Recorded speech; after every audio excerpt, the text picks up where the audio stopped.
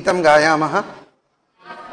कथं मिलित्वा गायामः, इतोपि कथम् उच्चैः गायामः, कथम्। अस्तु, 3 2 1। पठत संस्कृतं वदत संस्कृतं लसतु संस्कृतं चिरं गृहे गृहे च पुनरपि। पठत संस्कृतं वदत संस्कृतं लसतु संस्कृतं चिरं गृहे गृहे च पुनरपि। ज्ञानवैभवं वेदवाङ्मयं लसति यत्र भवभयापहारि मुनिभिरार्जितं। कीर्तिरार्जिता यस्य प्रणयना व्यासभास कालिदास बाणमुख्यकविभिः। पठत संस्कृतं वदत संस्कृतं लसतु संस्कृतं चिरं गृहे गृहे च पुनरपि। स्थानमूर्जितं यस्य मन्वते वाग्विचिन्तका हि वाक्षु यस्य वीक्ष्य मधुरतां। यद्विना जना नैव जानते भारतीय सनातनाभिधाम्बरा। पठत संस्कृतं वदत संस्कृतं लसतु संस्कृतं चिरं गृहे गृहे च पुनरपि। जयतु संस्कृतं संस्कृतिस्तथा संस्कृतस्य संस्कृतेश्च प्रणयनाच्च मनुकुलम्।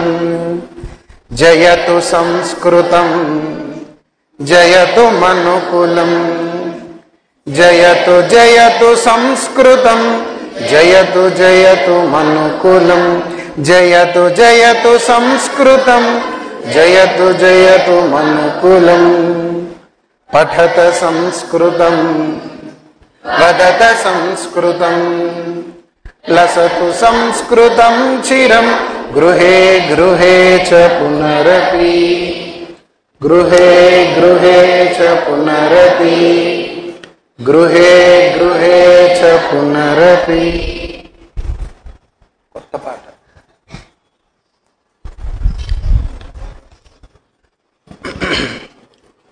నూతన గీతం. किं तत्? कृत्वा नव दृढ़ संकल्पम। अस्तु, मिलित्वा 3 2 कृत्वा नव दृढ़ संकल्पम वितरन्तो नव संदेशम। घटयामो नव संघटनं रचयामो नवमितिहासं। कृत्वा नव दृढ़ संकल्पं वितरन्तो नव संदेशं। घटयामो नव संघटनं रचयामो नवमितिहासं। कृत्वा नव दृढ़ संकल्पं नवमन्वन्तर शिल्पिनः राष्ट्रसमुन्नतिकाङ्क्षिणः त्यागधनाः कार्यैकरताः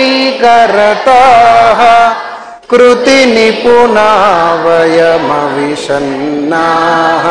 नवमन्वन्तरशिल्पिनः राष्ट्रसमुन्नतिकाङ्क्षिणः त्यागधनाः कार्यैकरताः कृतिनिपुणा वयमविषन्नाः। कृत्वा कृत्वा नवदृढसङ्कल्पम् वितरन्तो नवसन्देशम्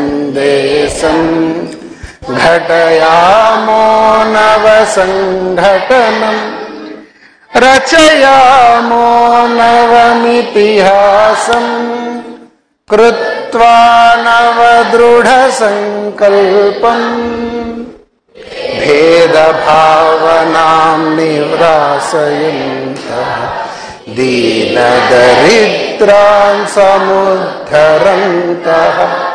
दुःखवितप्तान् समाश्वसन्तः कृतसङ्कल्पान् सदा स्मरन्तः भेदभावना निरासयन्तः दीनदरिद्रान् समुद्धरन्तः दुःखवितप्तान् समाश्वसन्तः कृतसङ्कल्पान् सदा स्मरन्तः कृत्वा नवदृढसङ्कल्पम् वितरन्तो नव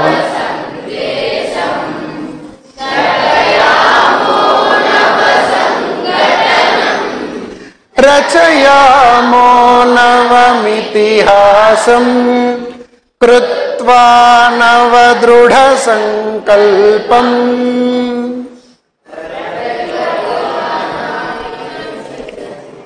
यः एतदपि वयं गीतवन्तः वा न खलु अहं वदामि अहं गायामि सर्वे अनुगायन्ति प्रगतिपथान्न हि विचलेमा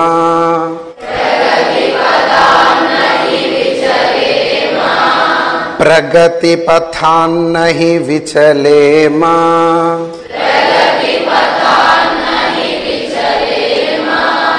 परम्परां संरक्षेमा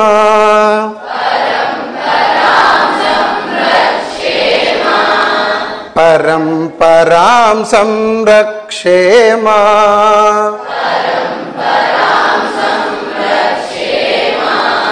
समोत्साहिनो निरुद्वेगिनो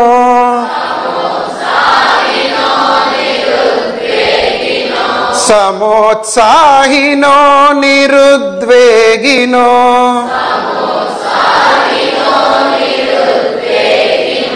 समोत्साहिनो निरुद्वेगिनो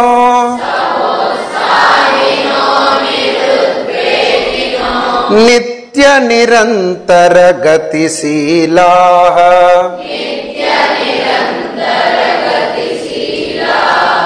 नित्य निरंतर गतिशीलाः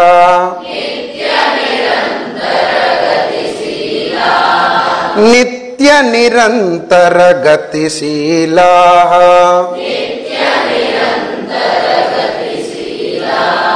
प्रगतिपथां न हि विचलेमा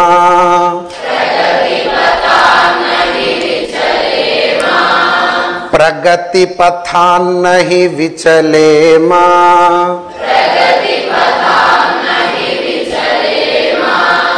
परम्परां संरक्षेमा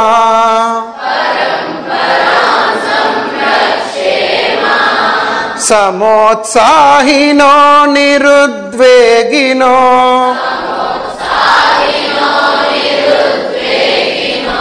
समोत्साहिनो निरुद्वेगिनो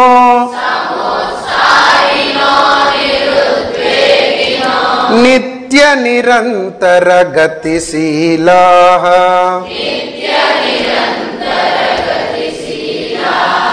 नित्य निरंतर गतिशीलाः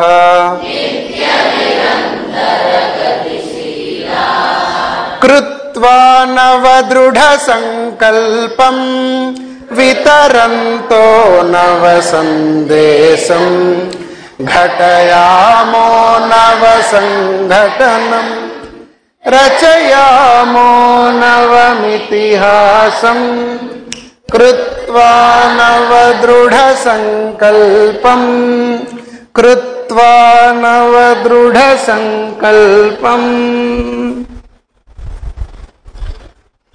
बालकाः कुत्र आगन्तव्यम्? पुरतः आगच्छन्तु। ततः ततः इतः वाक्यं वदतु।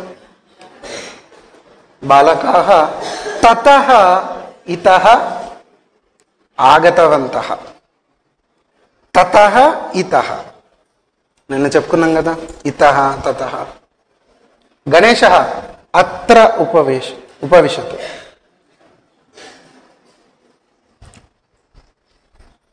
అస్తు. యథా తథా. యథా గురుః యథా రాజా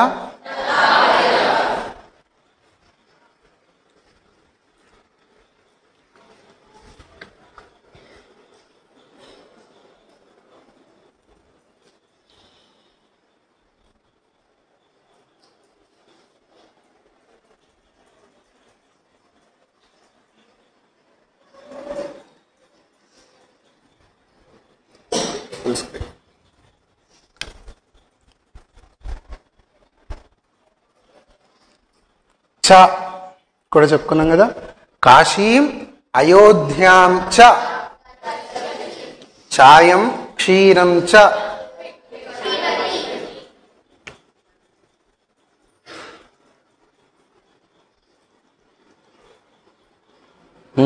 అతః వృష్టిః అస్తి అతః ఛత్రం స్వీకరోతి. కిమర్థం స్వీకరోతి? वृष्टिः अस्ति. किं स्वीकरोति? कः स्वीकरोति? सा एषा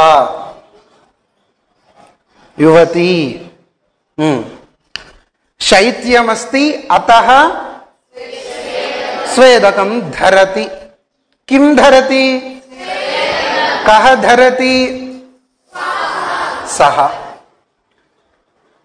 किमर्थं धरति? वाक्यं वदतु. शिरोवेदना. उत्तमं. शिरोवेदना अस्ति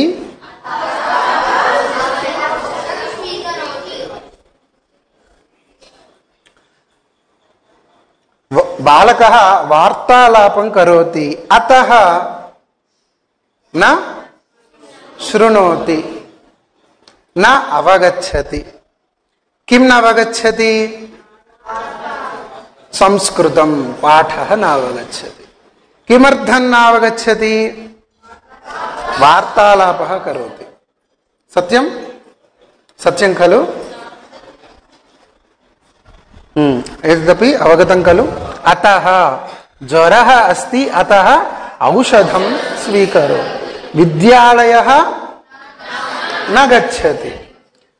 उष्णजलं पिबति. किमर्थं पिबति?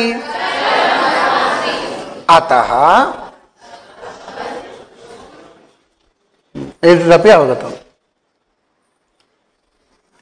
कुत्र? सिंहः कुत्र वसति?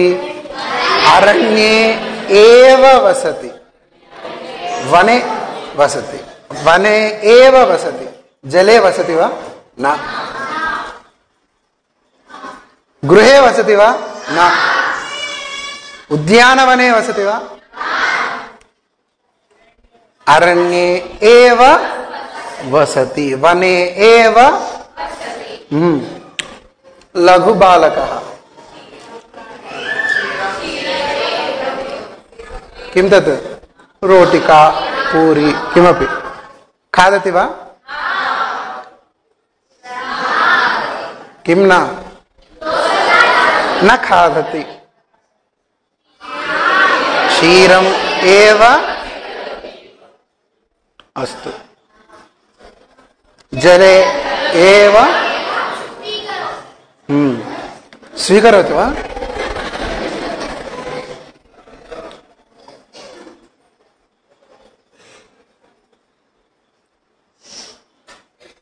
अस्मि, अहं वैद्यः अस्मि, शिक्षकः अस्मि,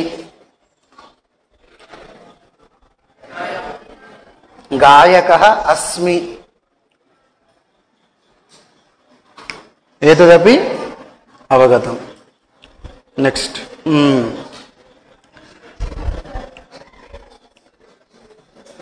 यदि वृष्टिः न भवति तर्हि दुर्भिक्षं भवति। यदि तर्हि, यदि तर्हि अत्र उपविशतु। भोः बालकः अत्र उपविशतु, तत्र उपविशतु। यदि वृष्टिः न भवति तर्हि दुर्भिक्षं भवति। यदि तर्हि అంటే అప్పుడు అప్పుడు దుర్భిక్షం। यदि अतिवृष्टिः भवति तर्हि सर्वनाशः भवति। यदि तर्हि अवगतं खलु? यदि गृहे पूजा अस्ति तर्हि किं किं करोति? यदि गृहे पूजा अस्ति तर्हि फलम् आनयति। उपवासं करोमि तर्हि रङ्गवल्लीं रचयामि। तर्हि बन्धून् आह्वयामि। तर्हि तोरणं बध्नामि। यदि तर्हि वाक्यं वदन्ति वा? बालकः श्रीमन्नारायणः स्वीयं वाक्यं वदति वा? यदि न शृणोति चेत् तर्हि वाक्यं न वदति। वदति वा? किमर्थं न वदति? न श्रुतवान् सः। सत्यम्? उपविशतु। कोऽपि वदति वा? वेङ्कटः, श्रीरामः, यदि तर्हि।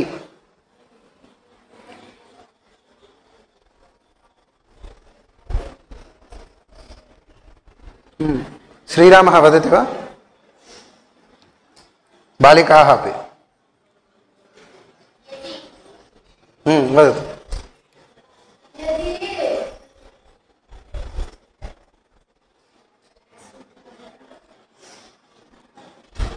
वदतु।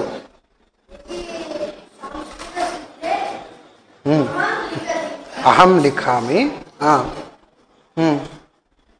जातं वा? तर्हि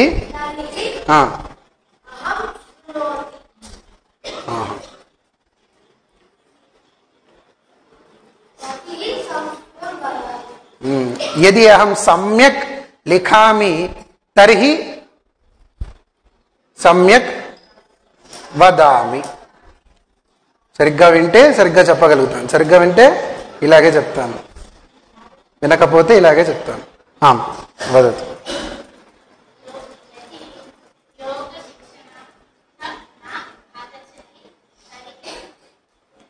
न भवति तर्हि तर्हि संस्कृतज्ञानं न भवति। उत्तमम्।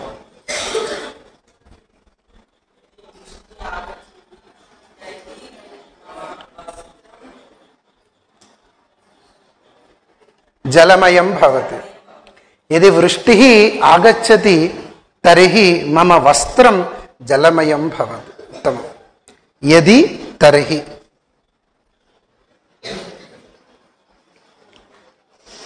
यथा गुरुः तथा शिष्याः। अवगतं? यथा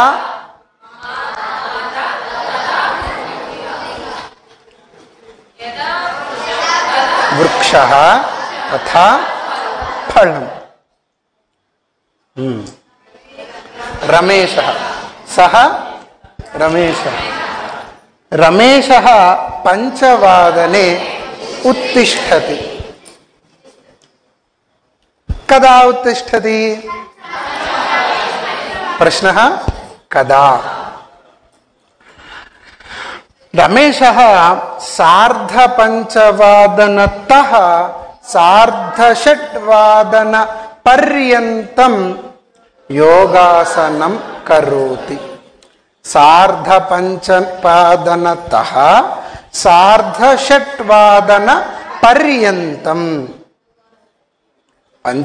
सार्धपञ्चवादनतः सार्धषड्वादनपर्यन्तं योगासनं करोति। कदा करोति? कदा करोति?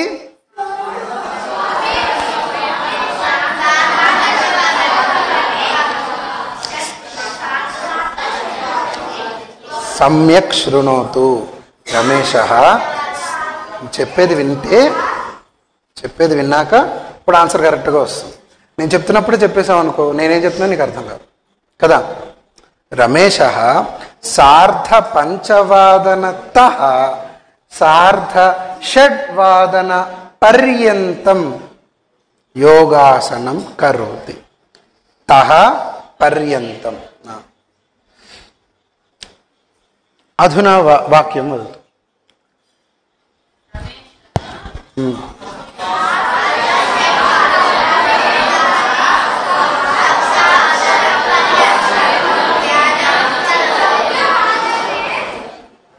सप्तवादनपर्यन्तं ध्यानं करोति। कदा करोति? सार्धषड्वादनतः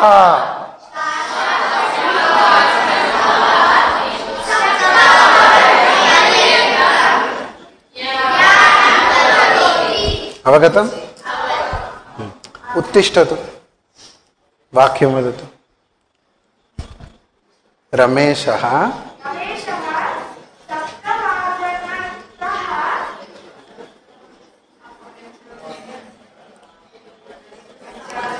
सपाद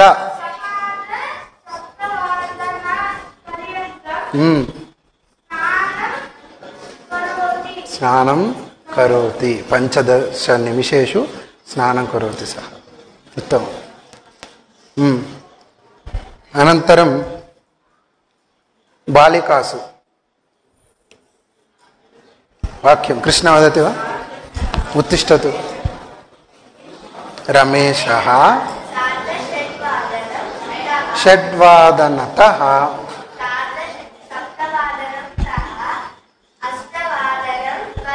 अष्टवादनपर्यन्तं అక్కడికి వెళ్ళి కూర్చో పూజాం కరోతి। తహ పర్యంతం వాళ్ళని ఇక్కడ నుంచి ఇక్కడ కూర్చోబెట్టి స్ట్రైట్గా ఒక్కొక్కరు ఉపవిశతు। उत्तिष्ठतु उत्तिष्ठतु। वाक्यं वदतु। रमेशः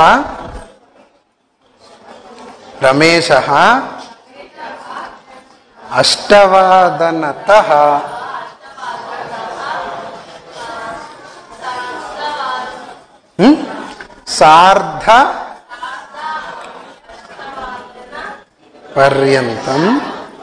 पर्यन्तं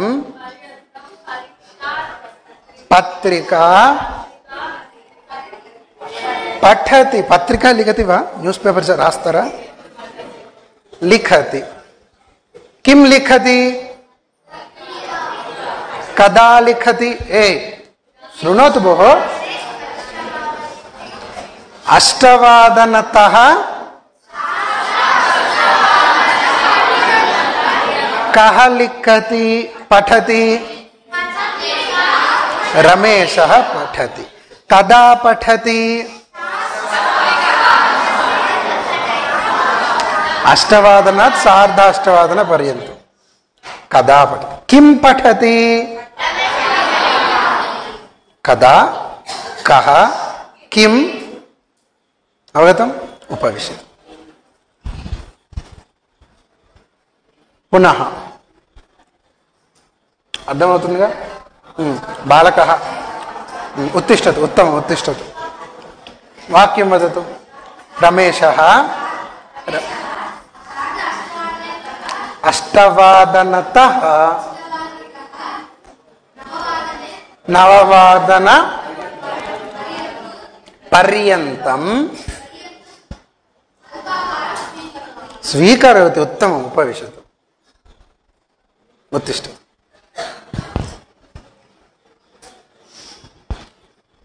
రమేశः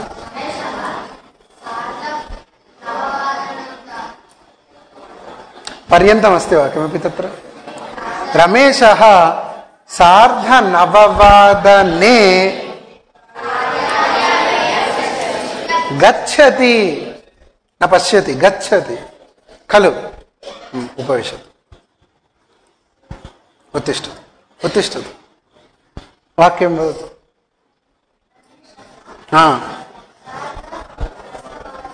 दशवादने चायं पिबति. उत्तमम्. उत्तिष्ठतु.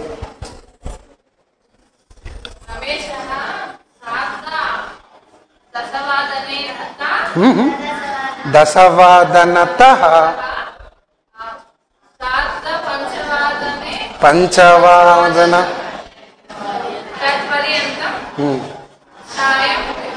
चायं पिबति. कार्यं करोति. कार्यं करोति.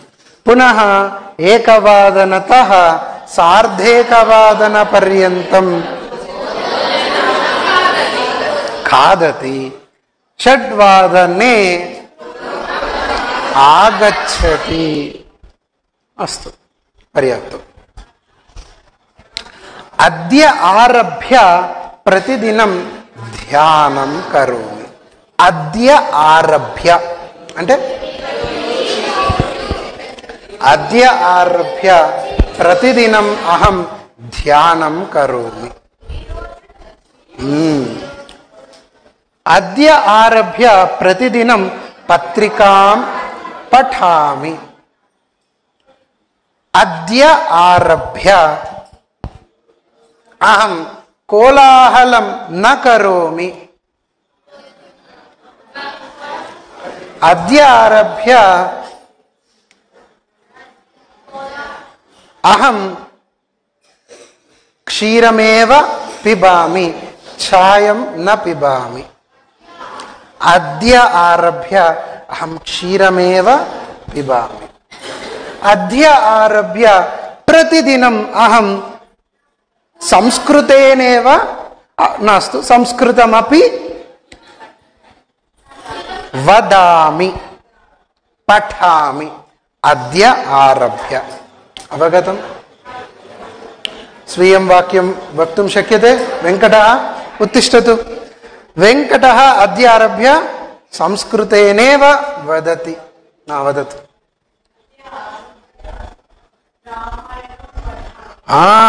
उत्तमं. वेङ्कटः अद्य आरभ्य रामायणं पठति. उत्तमं. बहु. उपविशतु.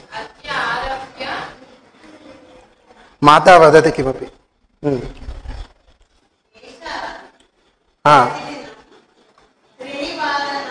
त्रिवादन.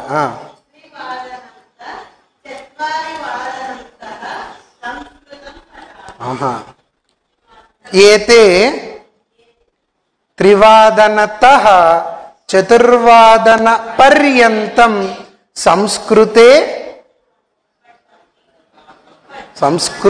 वदन्ति, पठन्ति, लिखन्ति.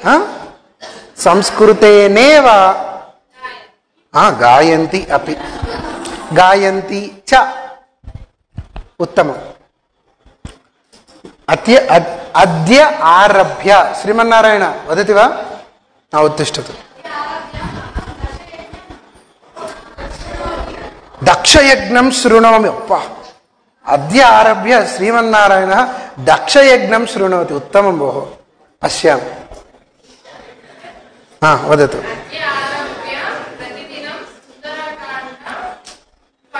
पठामि. अहं खलु पठामि. सः पठति, अहं सुन्दराकाण्ड पठामि. అద్య ఆరభ్య ప్రతిదినం వాయు విహారం కరోమి.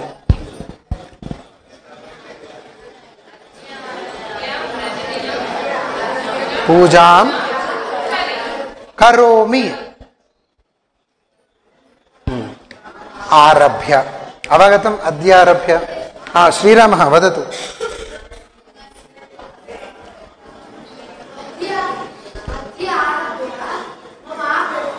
అహం అహం పశ్యామి. మహాభారతం పశ్యతి ఏషః. ఉత్తమం. వదతు వదతు. ప్రణతి.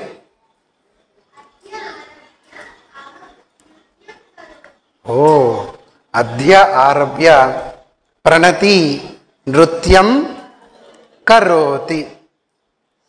అద్య ఆరభ్య. అస్తు. రామः ఆంజనేయస్య కృతే అంగుళీయకం దదాతి. కిం అంగుళీయకం దదాతి? ఆంజనేయస్య కృతే. ఆంజనేయస్య కృతే అంగుళీయకం దదాతి. కర్ణః బ్రాహ్మణస్య కృతే కవచం దదాతి.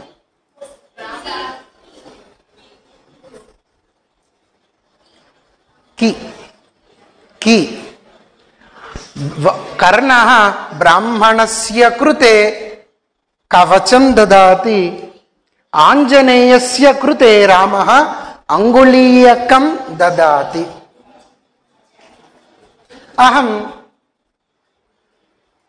బాలకస్య కృతే పుస్తకం దదామి. బాలకస్య కృతే దదామి. అవగతం.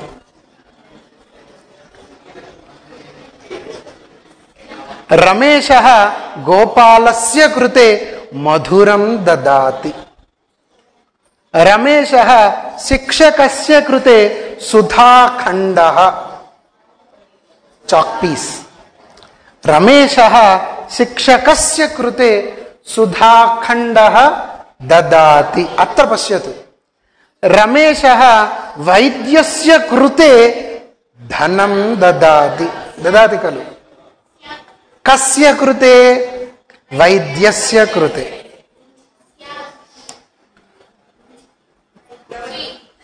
రామునికి. రాముని. రాముడు రామునికి. రాముని రాముని. వైద్యుడికి. అహం వైద్యస్య కృతే ధనం దదామి. రమేశः సురేశస్య కృతే ఆభరణం దదాతి. అహం సునీలస్య కృతే కందుకం దదాతి. అహం ప్రశాంతస్య కృతే ఉపనేత్రం. కిం? ఉపనేత్రం దదాతి. కిం దదాతి?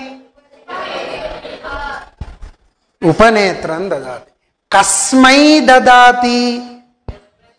ప్రశాంతస్య కృతే. అవగతం?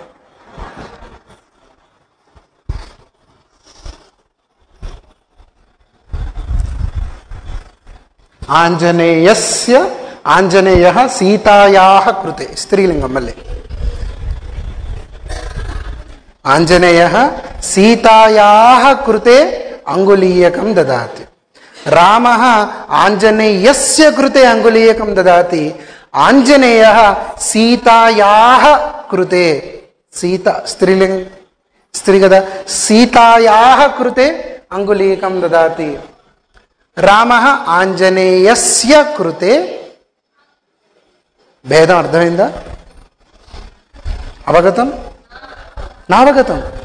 ఆంజనేయః ఆంజనేయస్య కృతే. సీతా సీతాయాః కృతే.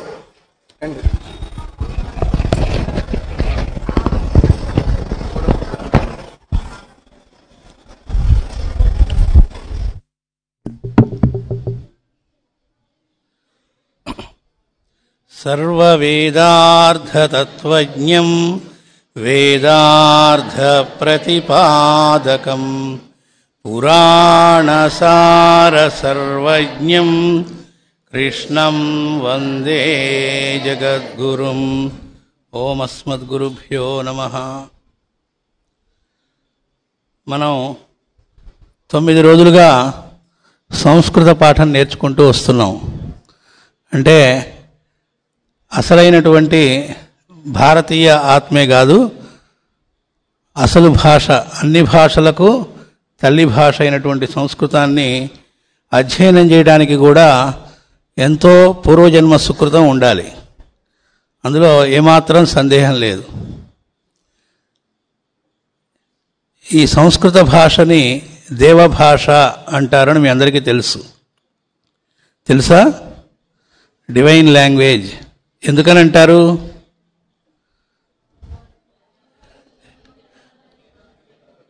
అంటే దేవతలు మాత్రమే మాట్లాడుకునే భాషనే? దేవతలందరూ సంస్కృతంలో మాట్లాడుకుంటారనే?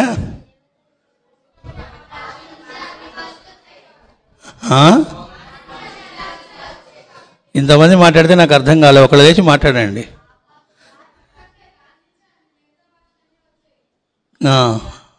అప్పుడు తల్లి భాష అనొచ్చు, దేవభాష అని ఎందుకంటున్నావు? దేవుడు అంటే మిగతావి మానవుడు కనిపెట్టాడా?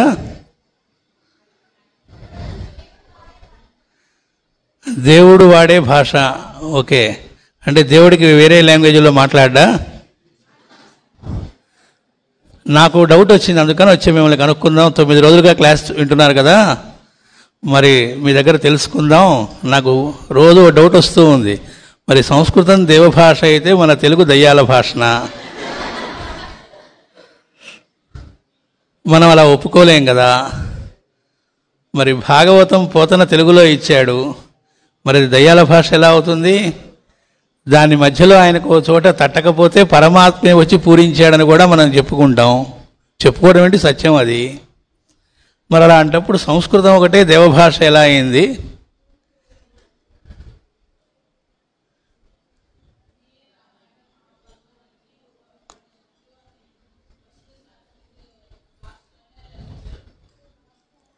తర్వాత తెలుగులో కూడా వచ్చినాయి కదా, అప్పుడు దీన్ని కూడా ఇందులో కూడా వచ్చినప్పుడు దీనిలో కూడా ఇది కూడా సంస్కృత భాష అవ్వాలి కదా. అదొక్కటే దేవభాష ఎందుకయింది, మిగతావి కాలేకుండా ఎలా అయినాయి?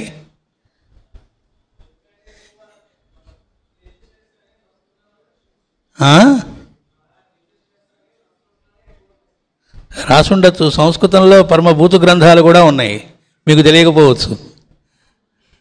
సంస్కృతంలో ఉన్నవన్నీ చాలా పవిత్రమైన అనుకోక్కర్లేదు, పచ్చి శృంగార గ్రంథాలు కూడా ఉన్నాయి.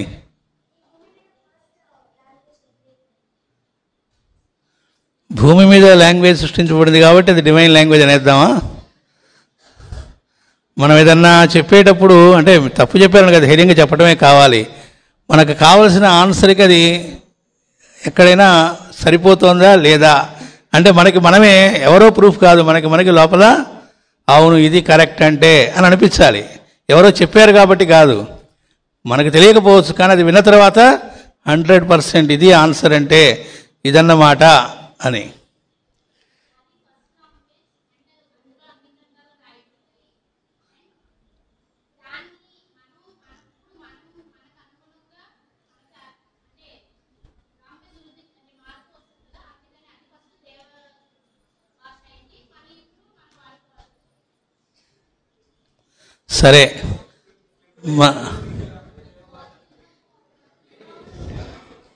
సరే, మన ఆన్సర్లన్నీ మనం విన్నాం.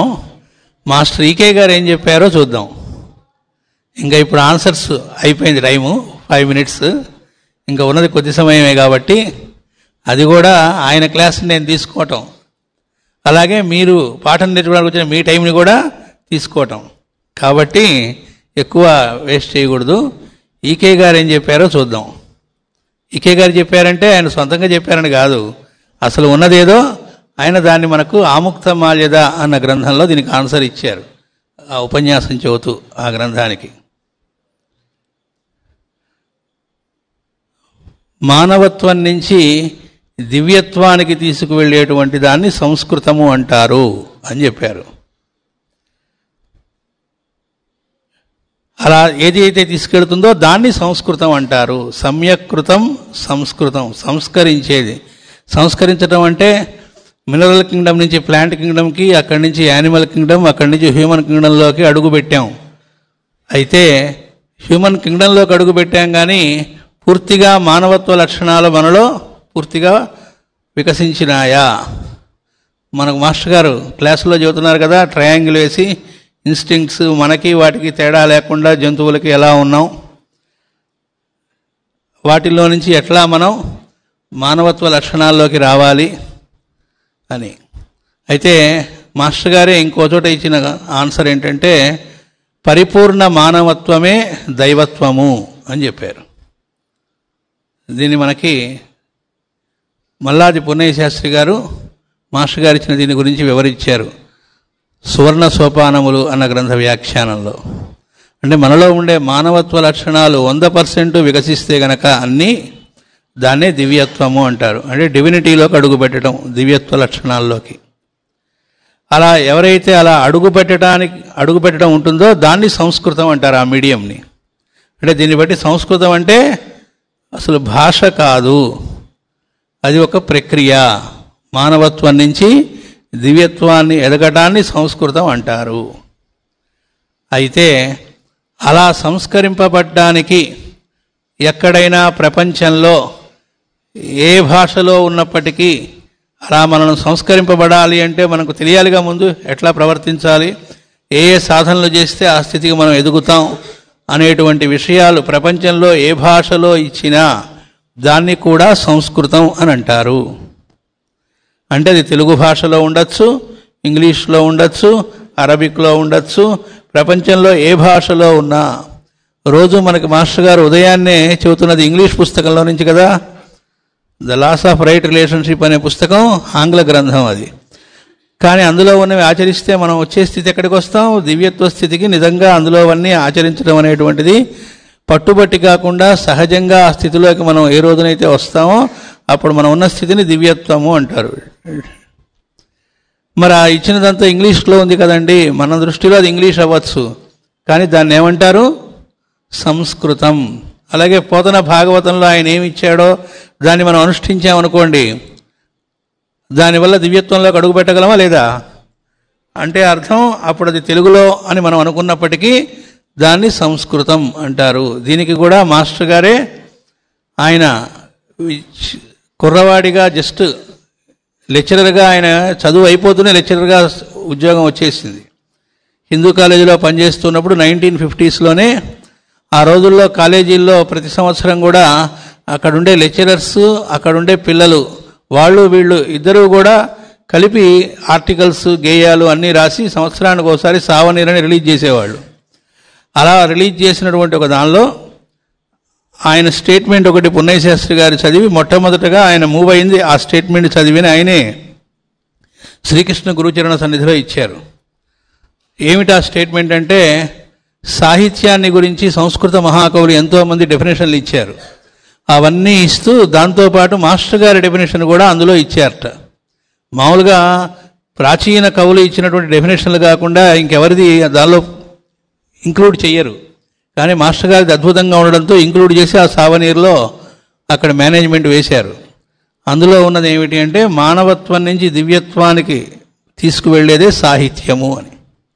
మనం ఏదైనా సినిమా కనుక చూస్తూ ఉంటే, ప్రస్తుతం ఏ సినిమాకైనా సరే మీరు చూస్తే ముందు మాటలు, పాటలు, సాహిత్యం అని పేర్లు పడుతూ ఉంటాయి టైటిల్స్లో. ఎప్పుడన్నా గమనిస్తే సాహిత్యము అని ఏదో సిరివెన్నెల సీతారామశాస్త్రిని ఎవరైతే వాళ్ళ పేర్లు వేస్తూ ఉంటారు.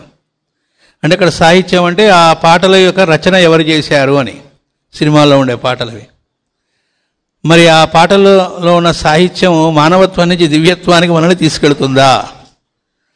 కానీ దాన్ని ఏమని పదం వాడుతున్నారు? సాహిత్యం అంటే పవిత్రమైన పదాన్ని ఎక్కడ పడితే అక్కడ, ఎలా పడితే అలా వాడేస్తున్నారు. అసలు అర్థం ఏమిటి? సహితం సాహిత్యం, అది సాహిత్యం అంటే. హితాన్ని చేకూర్చేదాన్ని సాహిత్యము అంటారు. హితము అంటే మనకు మేలు చేసేది. అన్నిటికంటే గొప్ప మేలు ఏమిటి? మనల్ని మనం ఎవరో తెలుసుకొని, మన లైఫ్ పర్పస్ ఏంటో తెలుసుకొని, మళ్ళా మనం మన ఒరిజినల్ స్టేట్ అంటే అందరం పరమాత్మ స్వరూపమే కాకుండా మనం వేరే అని ఫీల్ అవుతున్నాం.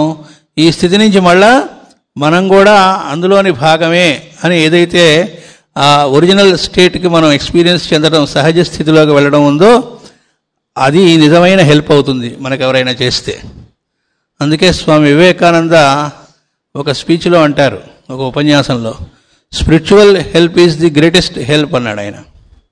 అంటే మనల్ని నిజమైనటువంటి ఆ స్పిరిట్ అనేటువంటి దివ్యమైనటువంటి ఆ పరమాత్మ స్థితిలోకి తీసుకెళ్ళడానికి ఏదైతే సహకరిస్తుందో అదే నిజమైన హెల్ప్ అని. సో సహితం, అలాంటి హితాన్ని చేకూర్చేదాన్ని సాహిత్యం అని పిలవాలి. అలా తీసుకెళ్లేదాన్నే సంస్కృతం. అంటే సంస్కృతం అన్నా సాహిత్యం అన్నా పర్యాయ పదాలే తప్ప రెండిటి మీనింగ్ ఒకటే.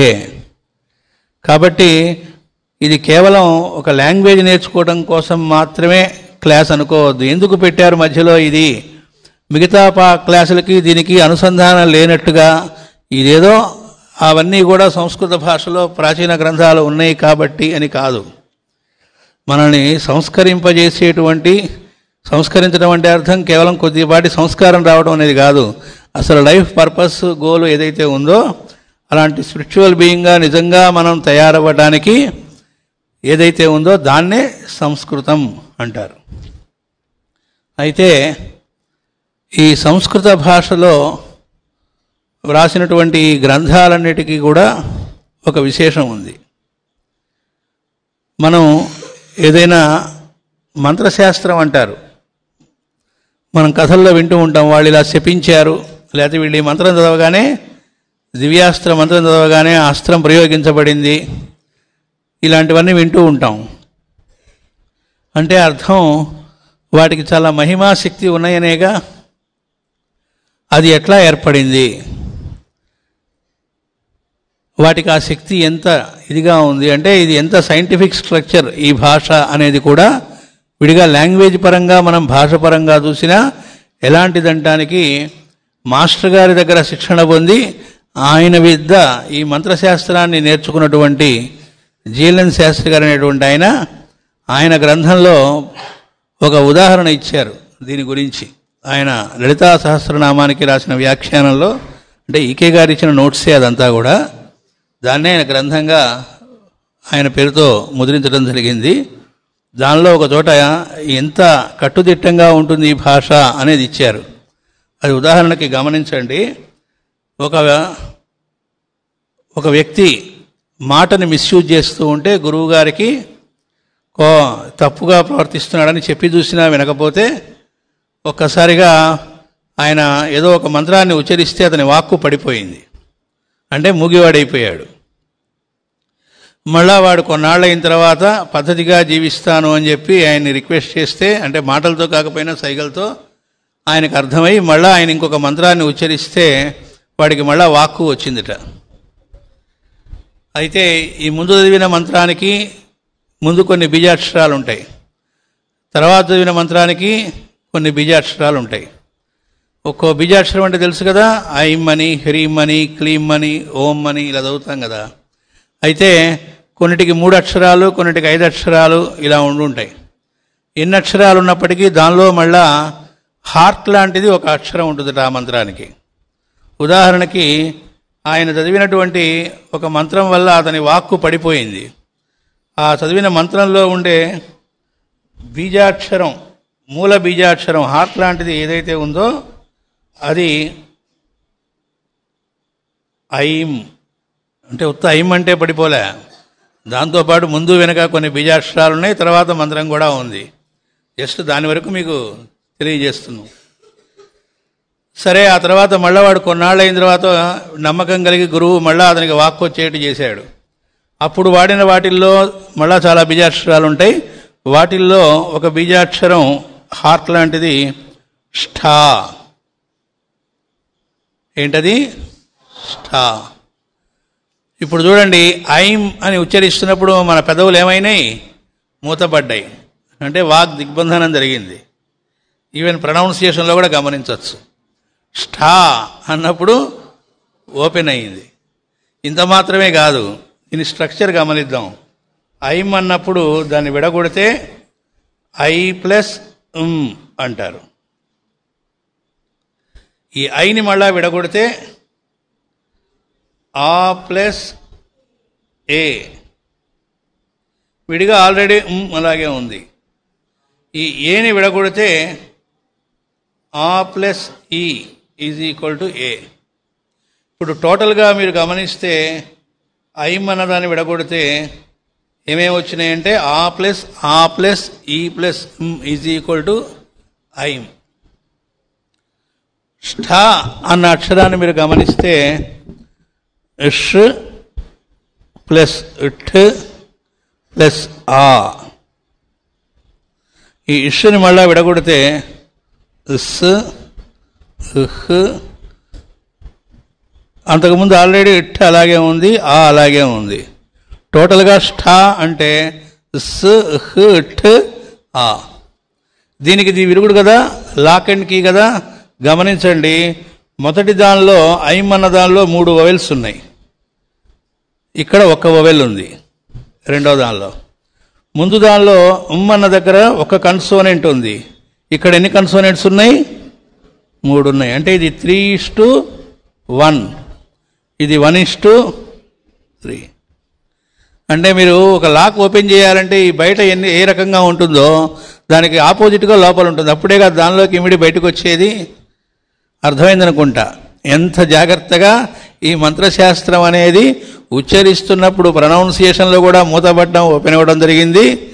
విడిగా మనం దాన్ని విడగొట్టి చూసుకుంటే కూడా దానిలో ఒక్కొక్క అక్షరం, ఇవన్నీ అక్షరములు కాదు, అంటే సింబల్స్ మాత్రమే, సిలబుల్స్ మాత్రమే కాదు, సింబల్స్ అని గుర్తుపెట్టుకోవాలని చెప్పారు పెద్దలు. ఇంకా పెద్దలు ఇది ఇంకా దీనికి సంబంధించి టోనోస్కోప్ అని ఒక ఇన్స్ట్రుమెంట్ కూడా కనిపెట్టి దాని ద్వారా కూడా కొన్ని పరిశోధనలు చేశారు. అయితే మనం గూగుల్లోకి వెళ్ళి సెర్చ్ చేస్తే అదొక ఫారినర్ కనిపెట్టినట్టుగా కనబడుతుంది. కానీ అది ఫారినర్ కాదు, ఒక ఇండియనే కనిపెట్టారని, ఆ ఇండియన్ యొక్క అడ్రస్ పట్టుకొని వాళ్ళని కలవాలని చాలా ప్రయత్నం చేస్తున్నానని, ఇందాకే నాకు ఆ పేరు గుర్తురాక ఆ టోనోస్కోప్ పేరు నండూరి శ్రీనివాస్ గారికి ఫోన్ చేస్తే, అవును టోనోస్కోప్ దాని పేరు, ఆయన మొదట్లో వీడియో కూడా చేశాడు దీని గురించి, మొట్టమొదట్లో. ఇప్పుడు ఆ వీడియో కనబడలేదు నాకు, అందుకని కాల్ చేస్తే చెప్పింది ఏంటంటే ఆయన దీని పేరు ఫారినర్ దున్నా, నిజానికి కనిపెట్టింది ఒక లేడీ, మన ఇండియనే. ఆవిడ గురించి నేను చాలా రీసెర్చ్ చేస్తున్నా, వాళ్ళ పేరెంట్స్ని అమ్మాయిని కలవాలని, అది ఇంకా అడ్రస్ ట్రేస్ అవుట్ కాలేదు అని చెబుతున్నారు ఆయన. అయితే ఇంకో విషయం ఏంటంటే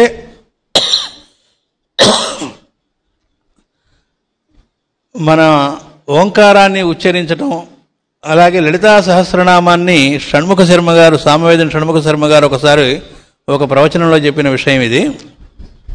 లలితా సహస్రనామాన్ని పద్ధతి ప్రకారం ఉచ్చరిస్తే దానివల్ల ఆ టోనోస్కోప్ అనేటువంటి ఇన్స్ట్రుమెంట్ ద్వారా శ్రీయంత్రం ఏర్పడిందిట.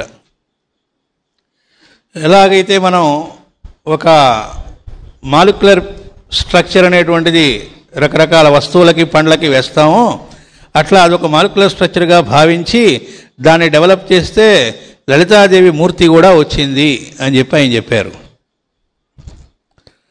కాబట్టి ఈ అక్షరాలు, అందుకే మనం పెద్దవాళ్ళు లలితా సహస్రనామం చేసుకోండి, విష్ణు సహస్రనామం చేసుకోండి, హనుమాన్ చాలీస్ చేసుకోండి, ఇట్లా చెబుతూ వస్తారు మనకి. అంటే అది ఎలా చదవాలి, మళ్ళా ఎలా పడితే అలా చదవకూడదు, మనసులో చదువుకొని ఉపయోగం లేదు.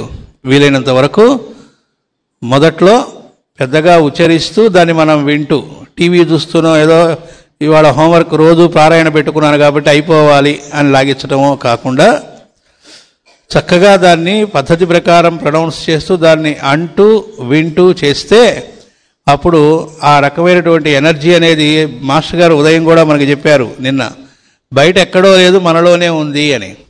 కాబట్టి లోపలనే ఉన్నది, సర్వశక్తులు ఉన్నాయి, దాన్ని ఉద్దీపన చేసుకోవటం, తద్వారా మానవత్వం నుంచి దివ్యత్వానికి మనం ఉద్బుద్ధం అవ్వటం, ఆ దానిలోకి వెళ్ళటానికి ఉపయోగపడుతుంది. అయితే ఇంకా ఆయన ప్రూవ్ కాలేదు, నేను థీరీగానే చూశాను అన్నప్పటికీ, అది థీరీగానే ఉన్నా నేను విన్నటువంటిది ఇంకోటి, అది పెద్దల నుంచి విన్నదే. మనం ఆ అని, ఈ అని, ఊ అని అన్నప్పుడు ఇప్పుడు ఏ అక్షరాలు అయితే ఇందాక రాసామో, మనం ఉచ్చరిస్తూ ఉన్నప్పుడు మన దేహం లోపల ఒక్కో చోట ఒక్కొక్క అక్షరం ఉచ్చరించాలంటే కొన్ని ఎనర్జీ సెంటర్స్ మధ్య కదలికలు జరిగితే కానీ ఒక అక్షరం బయటికి రాదు. ఒక్కొక్క అక్షరం మనం అంటూ ఉన్నప్పుడు ఆ అన్నప్పుడు, ఈ అన్నప్పుడు రెండు సౌండ్స్ ఒకటి కాదు కదా. ఒక్కొక్క సౌండ్ అంటున్నప్పుడు మన దేహంలో ఎక్కడెక్కడ ఎనర్జీ ఎగ్జిబిట్ అవుతుందో వాటి మధ్య గ్రాఫ్ గీస్తే ఇప్పుడు మనం అనుకున్న ఆ సింబల్స్ వచ్చినాయి అని చెబుతారు. ఆ, ఈ, ఊ అవన్నీ. వాటిని ఏ ఆర్డర్లో మలిచి చేస్తే ఆయా దేవతామూర్తుల రూపం, అంటే మనం వినాయకుడికి సంబంధించిన స్తోత్రం చదివితే ఆ వినాయకుడు ఎక్కడ ప్రతిష్ఠింపబడతాడు, మనలోనే ఆయన యొక్క గ్రాఫ్ అంతా వస్తుందిట.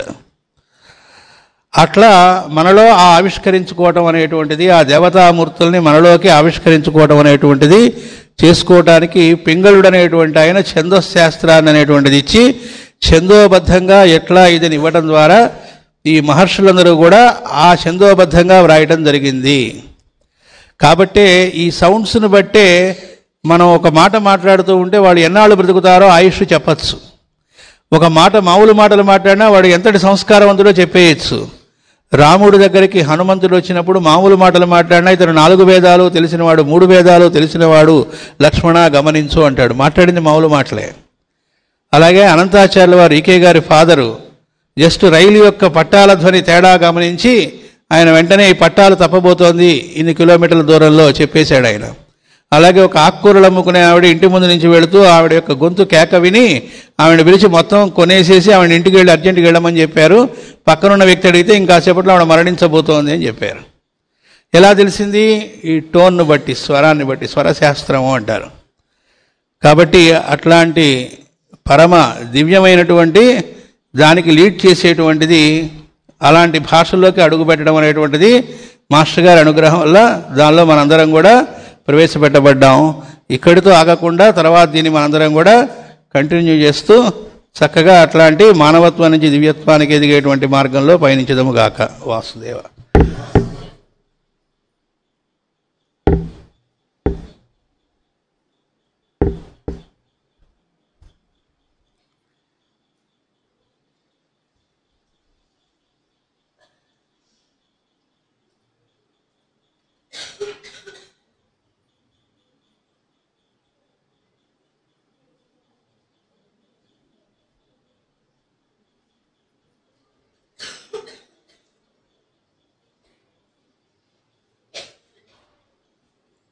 సమ్యక్ అవగతం ఖలు? సమ్యక్ అవగతం?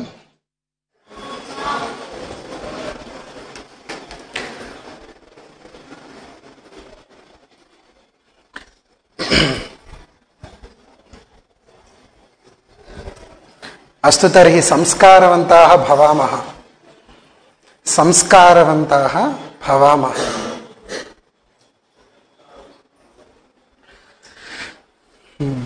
కుత్ర వయం స్మః?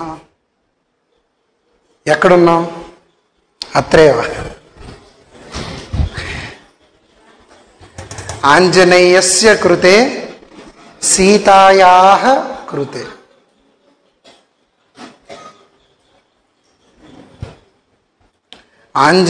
రామః ఆంజనేయస్య కృతే అంగుళీయకం దదాతి.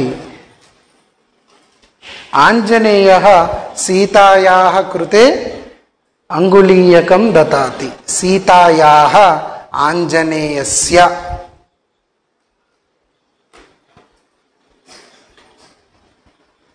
పితా పుత్ర్యాః కృతే, పితా పుత్ర్యాః కృతే ఉపాయనం దదాతి.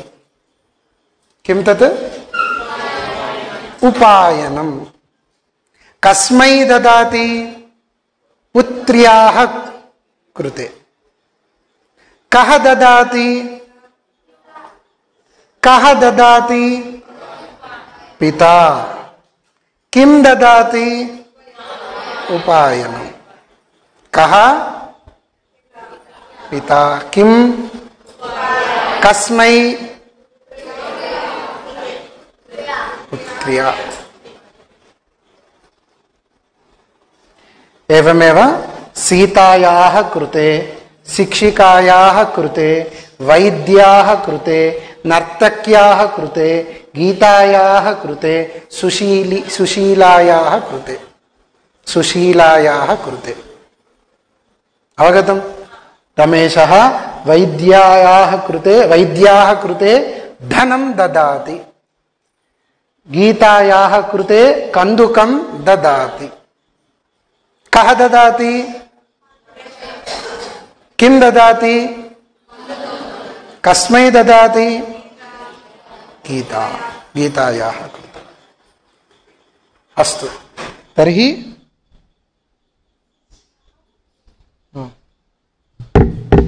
किमपि ददाति वा मह्यम्?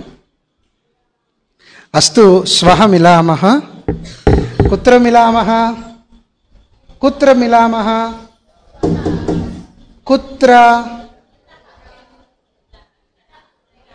अत्र. इतः అంటే ఇక్కడ నుండి. कुत्र मिलामः?